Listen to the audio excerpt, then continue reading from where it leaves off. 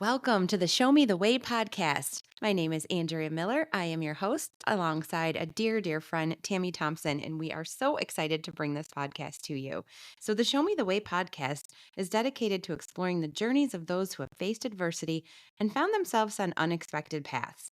We will have meaningful, thoughtful conversations about challenges we have faced and how we discovered and forged new direction. Prepare to be inspired and to uncover your own strength as you listen to relatable and motivating stories. Life has a way of twisting and turning, and we often need a fresh perspective to understand how to navigate. Let's show each other the way.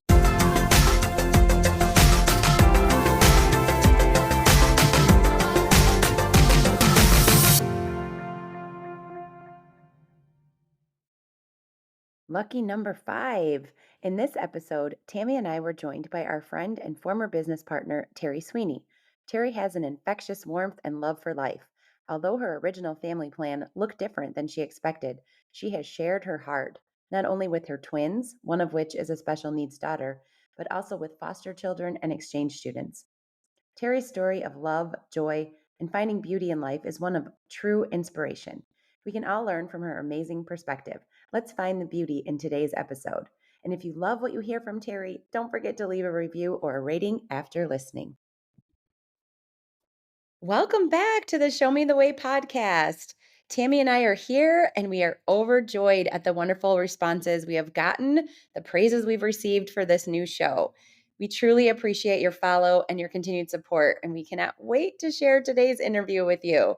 We're ecstatic to talk with Terri Sweeney, who is a friend to both of us. As I mentioned before, Tammy and we've known each other for a really long time, but the last 4 years we had the privilege to work together in a direct sales company. Well, I kind of really made Tammy join me in this direct sales company because I wanted to do something fun together, and we really had a great time doing it. We met Terri through this partnership. Terri is awesome. She is energetic. She is bright. She's an amazing woman. She's a mother. And I met her a couple of different times at various conferences. And then one time, Tammy and I actually drove with her to a conference for this direct sales company. And we got to spend a lot of time getting to know one another. It was really fun. So, again, when we started talking about this podcast, Tammy had a list of names and Terri was one of them. We're really thrilled that Terri's here with us. She has a beautiful spirit, an infectious personality, and she causes everyone around her. Every time I see her, we all smile, we feel joy. She is found on social media dancing around and sharing things she loves, and it's really fun to be connected with her. So, Terri, we're so pleased to have you here. Welcome to the show. Thank you so much. I'm Of excited. course, of course. Good. Tammy and I are doing this together, so we're just going to kind of have casual conversation with Terri. We're trying to show each other the way. We're trying to allow mostly women. I was just saying eventually men, but mostly women share their stories, a time perhaps they had to pivot or something happened in their life that they want to share perspective on. But before we dive into that, I am going to let Terri tell us a little bit more about herself. So Terri, will you share with the listeners a little bit more about you? Sure. I'm a midlife mama. I raised my 27-year-old twins with my husband. They're both doing very well. My son is um, in a career at Fidelity, and my daughter, she is nonverbal and special needs on the autism spectrum, and she is happily at a day program. And we are, just trying to adapt to the sort of empty nest life. It was tricky, but I'm taking steps to make that easier. I'm making myself a priority now that this is where we're at. I love that. And where do you live? We live in Rhode Island, the ocean state. So I spend a lot of time at the beach at our little cottage that I recently renovated over the last couple of years. It's been great. Originally from Long Island, but been here in New England longer than I have been in New York. So I guess I'm Okay. officially a New Englander. Great, great. Thank you for sharing. So, like I said, we met with a direct marketing company. I think some things have changed. So, we're kind of all doing different things now. What passes your time these days? Well, I was working with a company of 7 years, and I recently left them in the end of June. And this year, it's been a lot of trying to find my purpose and what my passion is going to be. And it has kind of brought me to personal development. I've taken a class on leadership that it was 4 months. It was intensive, but it was really eye opening. And then I'm working with a functional medicine practitioner so I can regain my health back after so many years of feeling, just blah. And I mean, I'm always on the go, but I don't feel like I have the energy to be on the go. I just kind of push through it. So work with her has been amazing. And then also with a fitness and wellness coach to try and get stronger. Passionate about traveling. I actually accepted a new job as a flight attendant. Wow, that's amazing. Yeah, as How a part-time fun. flight attendant, Amazing. and that will start next in the new year. But yeah, so it was one of the things I always wanted to be when I grew up. So I guess now I'm gonna get to grow up. That is That's so fun. great. Yeah, and I love that I mentioned I mean, to me, and I think Tammy would agree that you do have so much energy all the time. So it's interesting to hear you say that you just push through it. I'm glad to know that you're working internally to also make that energy become a little bit more authentic, although it seems like it to me. I mean, it is me, but I would like it to be more consistent and constant. It's not like it ebbs and flows. I have my Mhm. high moments, and of course, being around friends and doing things like that business we had, I really enjoyed it. So of course it brought out the spark and the joy in me. And that's really what I'm looking for is at this stage in life, going to be hitting the next decade. I am looking for just to find a lot of joy and purpose and just be happy.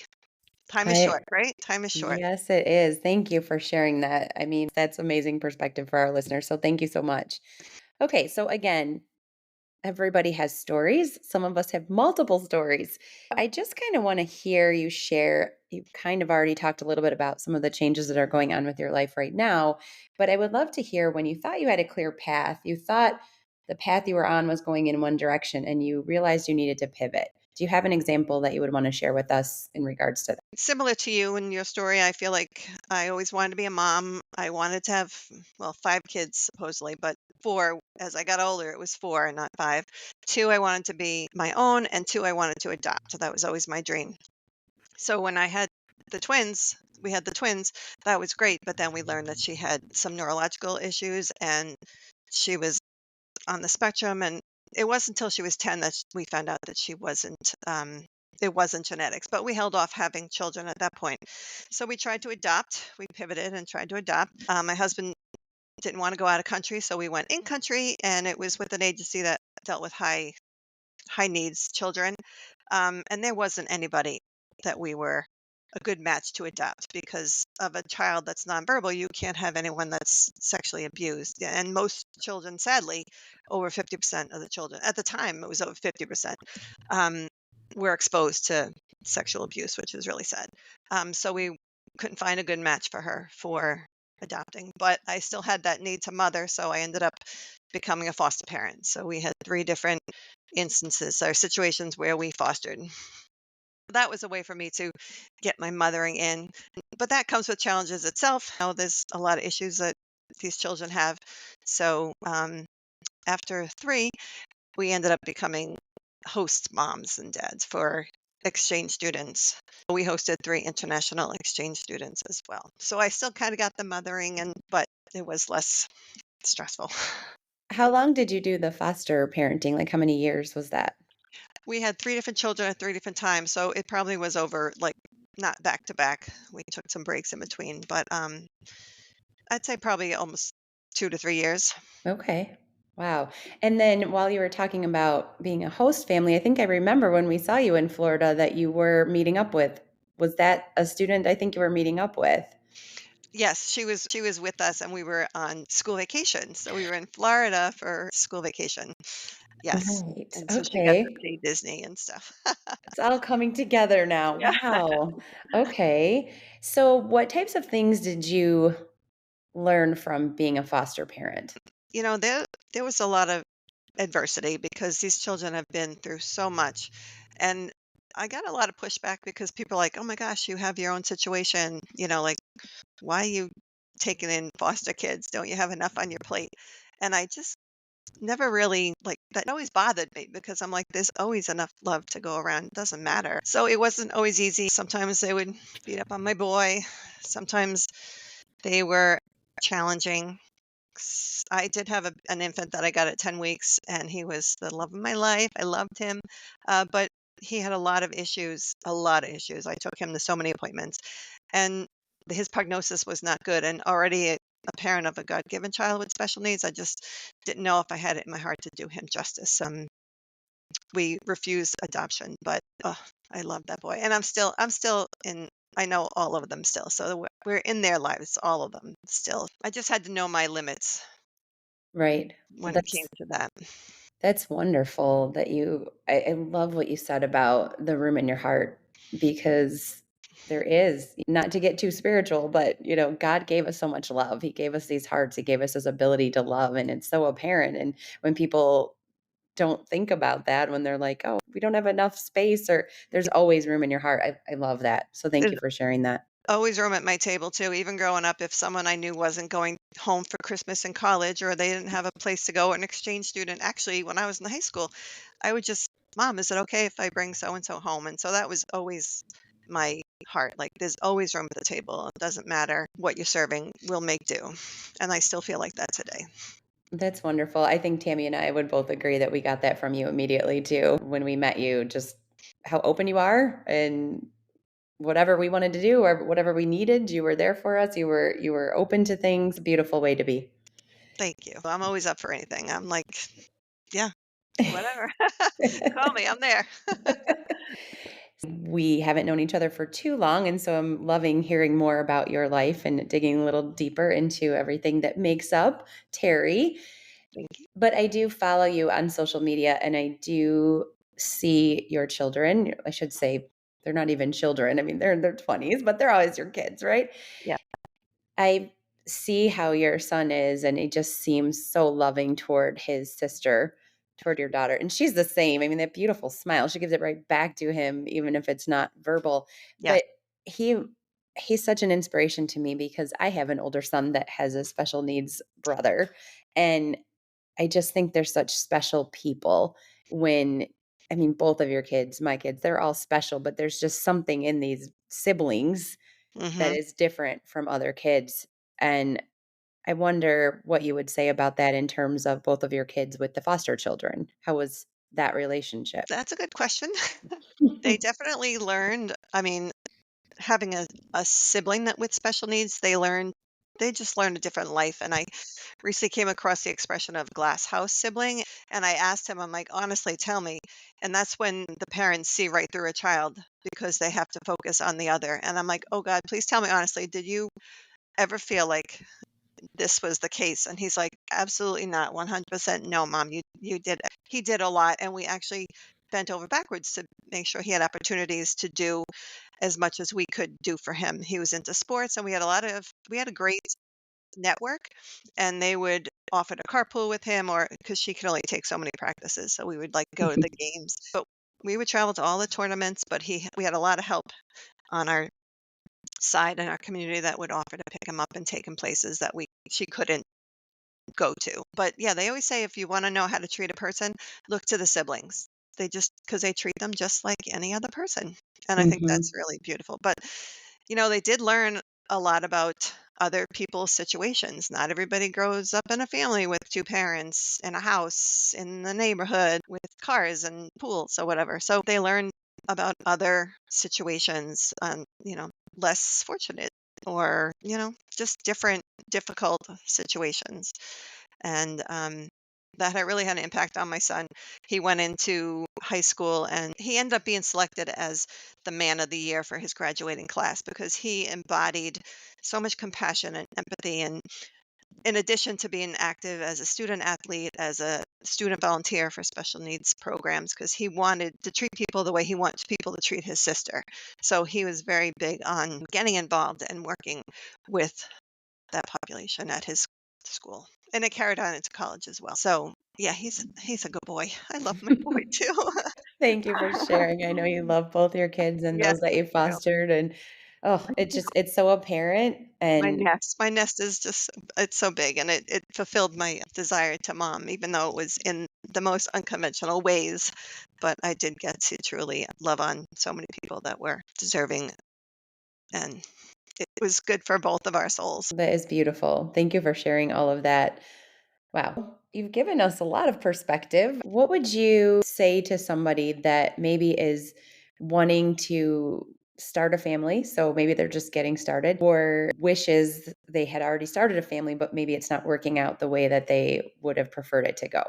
I remember thinking back when my twins were little, and then we were discovering my daughter's nonverbal, her issues, and they said global delays. And in my mind, I never imagined that she would be 27 almost and not speaking. For some reason, I had seven as the magic number. Like by seven, she'll be caught up, she'll be speaking. Like that's just the only way I thought. So I think you have to be optimistic and hopeful and have faith when you might be faced with adversity. I mean, I never expected to have a daughter with special needs. Like yourself, I was, going to get married, have kids, do all the things, blah, and God had different plans for us. You can feel sad if you need to, but don't live there. I'd say be flexible and be open to all the beauty that comes from going to Ireland instead of Holland or whatever that going to Italy instead of Holland or Holland instead of Italy, whatever that story is, but it's a great story. So Google it, people, if you don't know that one. There's beauty wherever you go, and it might not be the way you initially intended or the journey you hoping to be on, but take the time to process, feel the feels because you're going to be sad or disappointed, but there's joy. There's so much joy and love wherever you end up that you just have to be open to adversity and be accepting. Because once you can accept it, you can embrace it and you can embrace all the joy and love that comes from it. So I guess that would be my advice. That is great advice.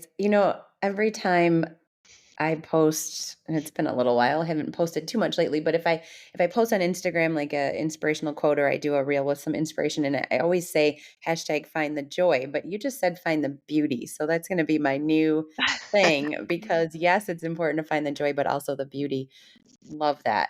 And I think that's wonderful advice and something that we can all take with us for sure. I know my son is already, thinking a little more realistically as he's, growing older and thinking about futures and families and whatnot. So I think it's for children in our situation, they have a little bit of a knee up because they are kind of been exposed already, and so they have an insight to what could possibly happen. Doesn't make it any less joyful or happy for them. It just makes it more, they're just more aware. Right? And that different perspective, right? Hmm. I love the advice for others. If you could go back in time and tell yourself something that you know now, what would it be? Probably would be the advice I just gave. I mean, I don't know if I was naive as a first time mom having twins. I was exhausted and sleep deprived. And, I never compared the two because they say don't compare. And, I didn't have a lot of experience with babies beforehand. And I think having that, like, oh, she's going to grow out of it mentality, or like by seven, she'll definitely be talking by then. Like, of course, why wouldn't she? I think that really, it enabled me to live and be in the moment and do things that we would have done, that I would have done as a mom for two typical children. We just did everything that we could, and we had a joyful upbringing. I mean, I can't say anything else. I mean, I feel like we did everything that we could, and it's because I didn't dwell on the negative. You always have to be optimistic, have faith, and know that things happen for a reason, and you'll just get through it. So the sooner you come to that realization, I would say take a little more time for yourself. Yes, because it does sound like you're finally able to do that now, and you're probably thinking, I wish I would have done this sooner. So I'm glad you're doing it now. Ironically, I'm getting a little pushback that it's selfish for me to want to focus on myself, but I feel like I've did my time and I'm still there for my babies and Right. my family, but I'm making myself more of a priority and following through on it because I am worthy and I deserve it. And I think everyone should have that mentality because you are beautiful and you are worthy and you deserve it. Self-care is important. Spot on. And anyone that gives you pushback, I'm glad you're fighting through that because there's always going to be naysayers. There's always going to be people that make judgment. But when people say things like that, that just makes me want to take advantage of what I'm trying to do more. Like, okay, well, you're wrong. So I'm going to keep pushing this. I'm going to keep reminding others about that too. And we're all like that, no matter what. Moms of special needs, moms of children without special needs, Tammy, moms of Dogs, we all give, give, give, and we need time for ourselves. Absolutely. And I think you have to put this is very perfectly said because of your new job. You have to put your own mask on Yes. first before you help Yes. others. And if you don't do that, then nobody's going to get help, right? And a lot of moms do struggle with taking care of themselves and being given the time, and other people don't allow them to do that. And that's not right. It's not right. I Right. agree. So, all the women listening out there, don't forget to love on all of your friends that are taking a moment for themselves and remind them that they are worthy and that that is important. For sure. When your battery goes down, you plug in right away on your phone. So treat yourself like your cell phone, ladies. Oh, I Very Plug love in. true. that. I Treat love yourself that. like your cell phone. I love it. That's great. And one more thing before we close off. While you were talking, it just reminded me of this video that you shared. I don't know when. Follow all of your stuff, where your son and your daughter are dancing together. First of all, it looks like she loves music. It seems like she really loves music. She loves music, but unfortunately, she loves like party music the most. So she has for like 20 something years, but she does love all kind of like happy, sing-songy, Hmm. joyful music. Yeah.